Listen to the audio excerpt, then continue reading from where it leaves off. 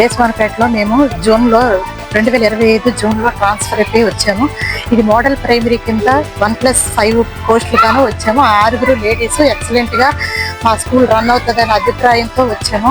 ఇక్కడ మాకు die school రానందువల్ల ప్రధానోపాధ్యాయుల ఆటల్లోకి మేము వెళ్ళటం వల్ల అతను మాకు సంవత్సరం నుంచి మా క్లాసులు అబ్జర్వ్ చేస్తూ ఏదో ఒక రకంగా మమ్మల్ని లేడీస్ని టార్గెట్ చేస్తూ మాట్లాడుతున్నారు. హై స్కూల్లో ఉన్న 3 లేడీస్కి కూడా ఒకరి దగ్గర ఒకరి గురించి దుర్భాషలాడుతూ వింటున్నారు. మా గురించి వాళ్ళ గురించి మా దగ్గర కేవలం లేడీస్కే లేని కొన్ని మాటలు, వాళ్ళ బాడీ షేమింగ్ చేయడం, క్యారెక్టరైజేషన్ చేయడం చేస్తున్నారు. ఆధారాలు కూడా కొన్ని మా దగ్గర ఉన్నాయి. ఒక లీవ్ లెటర్ కావాలి అని వెళ్తే నువ్వు ఈ స్కూల్ అందగత్తివి, నీకు లీవ్ లెటర్ ఇవ్వకుండా ఎలా ఉంటావమ్మా అని అడగడం. నిలబడితే ఎండలో నిలబడుతున్నారు, అందగత్తెలు రంగులు పోతాయని అనడం, పిల్లల ముందు కంచే చేను మేస్తే అనడము, మేసేగాడికి చెడగొట్టిందంటూ ఇద్దరు ఒక దగ్గర ఉండకపోయినప్పటికీ కావాలని మాకు అలరపెట్టడం, వాష్రూమ్కి వెళ్తుంటే పెళ్లి నడకలు నడుస్తారు అని అనడం. 1-2 క్లాసులు మాకు ఎంఈఓ గారు వీళ్ళు బెస్ట్ టీచర్స్ ఇవ్వండి అని సజెస్ట్ చేస్తే ఈ సంవత్సరం 4-5 ఇస్తూ వాళ్ళు ఒక పెద్ద క్లాసులు హైయర్ క్లాసులు సీనియర్లు చెప్పలేరు, వీళ్ళు క్యాపబుల్ పర్సన్ అని చెప్పి మాకు పంపించారు. ఈ 4th, 5th టార్గెట్ చేస్తూ వారంలో 2-3 సార్లు వచ్చి గంట క్లాసులు అబ్జర్వ్ చేయడం.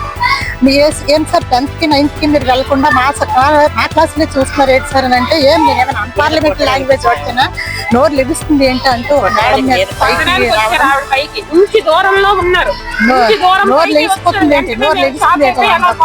సీనియర్ టీచర్లకి పిఎస్హెచ్ఎంకి ఎన్నోసార్లు ఇతని గురించి చెప్పాము. అమ్మ అతను చెప్పినా 2 మీకు నచ్చింది చేయండి అని అన్నారు సార్ వాళ్ళు. మా డిప్యూటీ డిఓ మేడం వచ్చి, అమ్మ పిఎస్హెచ్ఎం ఉన్నావు, ఈ 6గురికి మీరందరూ ఒక చూడు, బిల్లు మిగతా అడ్మినిస్ట్రేషన్ అతను చూస్తాడని చెప్పినప్పటికీ ఆమె మాతో మాట్లాడనివ్వకుండా చేశారు సార్. ఆమె ఎక్కడ మేము చూస్తే పలకరిస్తామని తలదించుకుంటూ వెళ్ళిపోతుంది. మమ్మల్ని అవాయిడ్ చేసి ఆమె మాట్లాడుతూ వెళ్ళారు. ఇతనేమో నాకు 10 నెలల సర్వీస్ ఉంది, ఇతను చుక్కలు చూపిస్తాను 3గురికి అని పిల్లల దగ్గర టీచర్ల దగ్గర అన్నారు. మా విషయాలు కూడా మాకు తెలిసాయి సార్. మేము 1 year నుంచి భరించి తర్వాత ఇంకా మేము విసిగిపోయి ఇలా కంప్లైంట్ ఇవ్వాల్సి వచ్చింది సార్. మీరే మాకు న్యాయం జరిగేలా చేయాలి.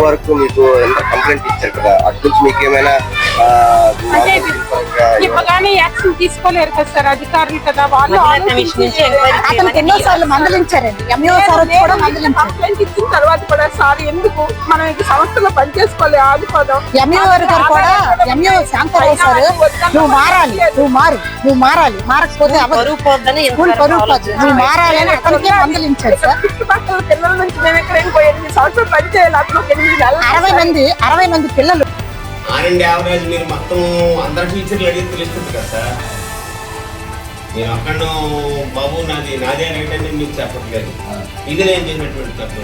ప్రేయర్లో డిసిప్లిన్గా ఉంచండి 2వ తప్పు. సిలబస్ ఎంతవరకు అయిందో అమ్మ స్టాండర్డ్స్ బాగా పెంచండి, అధికారులు వస్తారని చెప్పడం తప్పు. తోడు టీచర్ అడ్డు వెళ్తే ఫోటోలు తాను తీశారని చెప్పేసి టీచర్లు చెప్పారు తప్ప నేను ఎక్కడ ఫోటోలు తీసినట్టుగా ఏమి కానీ మీరు చెప్పలేదు సార్. అది ఎక్కడ నేను ఫోటోలు తీస్తాను, వాళ్ళ బాత్రూమ్ ఎక్కడో ఉంది, నేను ఎందుకు వెళ్తాను సార్ బాత్రూంలోకి వెళ్ళడం అనేది చాలా ఎక్కువ. స్కావెంజర్ ఈ విధంగా అడిగిస్తారు. ఈ విద్యా సంవత్సరంలో కూడా ప్రోగ్రెస్ కార్డులు ఇచ్చారు. ఆ ప్రోగ్రెస్ కార్డు ప్రతి ఒక్కరికి కట్టేసి హిందీ మాస్టర్ అని అతను ఇచ్చారు. లాస్ట్ ఇయర్ ప్రోగ్రెస్ కార్డు చూపించలేదు, ఈ సంవత్సరం ప్రోగ్రెస్ కార్డులు ఇస్తే ఇంకెవ్వలేదు అంటున్నాను. హ్యాండ్ ఓవర్ అయిపోయినాయి, అందరికి హ్యాండ్ ఓవర్ అయిపోయినాయి. ఆ రాజరత్నం అని ఆవిడ నాకు అందలేదు అనిస్తాను, ఆవిడ ఇవ్వలేదే అంటారు. ఇక థర్డ్ క్లాస్లో ఒక స్టూడెంట్ ఉంది. ఆ స్టూడెంట్ అనమాట 2nd క్లాస్లో హుషారైన ఆవిడ బాగా చెప్పేవారు, బాగా అందుకున్నారు. ఈ సంవత్సరం వచ్చేసరికి పిల్లవాడి స్టాండర్డ్ బాగా దగ్గరపోయింది. మరి మీరు ఆ పిల్లవాడి స్టాండర్డ్స్ తగినట్టు మీరు కొంచెం పాఠం చెప్తే బాగుండు అని అంటే, ఆ రాజరత్నం ఏమన్నారట, నేను ఇంతకన్నా ఎక్కువ చెప్పలేను, ఇప్పుడు నాకు ఈ 3rd క్లాస్ స్టాండర్డ్ ప్రకారం నేను చెప్తాను, వినవలసిందే అన్నాను. అయితే వద్దులేమని టీసీ పట్టుకెళ్తున్నానండి. పట్టుకెళ్ళిపో కానీ నేను ఈ విధంగా చెప్తున్నాను. ఆవిడ పిలిచాను, అమ్మ మనం ఈ విధంగా అంటే స్టాండర్డ్స్ పెంచుకోవాలంటే రోల్ పెంచుకోవాలంటే కొంచెం మరి వారికి అనుగుణంగా వెళ్ళాలి, తప్పదు అన్నాను. లేదండి ఇలాగే అన్నాను, టీసీ పట్టుకెళ్ళిపోతుంది. నేను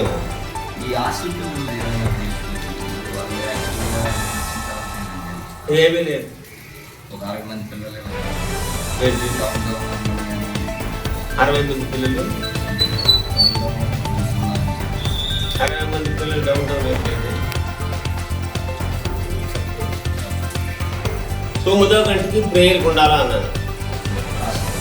ఏ పిల్లలు 9 గంటకి ఫస్ట్ బెల్ అయ్యేసరికి 9కి ఫస్ట్ బెల్, 9:05కి సెకండ్ బెల్, అందరూ ప్రేయర్ టైంకి ఉండాలి.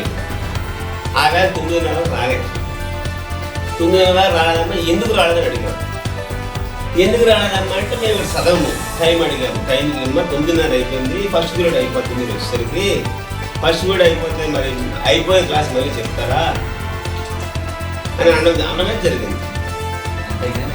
సార్ మనము ఎడ్యుకేషన్ సార్ ఒక హెచ్ఎంగా ఉండి ఎన్ని ఒడిదొడుగులు వచ్చినా మనం ఎదుర్కొని డెవలప్మెంట్ చేయడానికి చూడాలి తప్ప టీసీ పట్టుకెళ్ళిపో మీకు 60 మంది టీచర్ ఇచ్చేస్తాము, అది మనం వచ్చిన తర్వాత బ్యాడ్ నేమ్ కదా సార్. 9 గంటలకు రావాల్సిన వ్యక్తులు 9:15కి వచ్చారు. ఇక్కడ ఉన్నటువంటి సీనియర్ టీచర్లు అడిగారు, 2-3 సుమతి మేడం అడిగారు, నేను అడిగాను వచ్చేసాను. వాళ్ళు కూడా అడిగారు, ఏమీ చెప్పలేదు. చెప్తాను మా టీచర్ ఇచ్చింది, నేను చదువు. ఇప్పుడు మీరు ఒకరికి ఇబ్బంది వచ్చినట్టు 3 అయి ఉన్నారు కదా.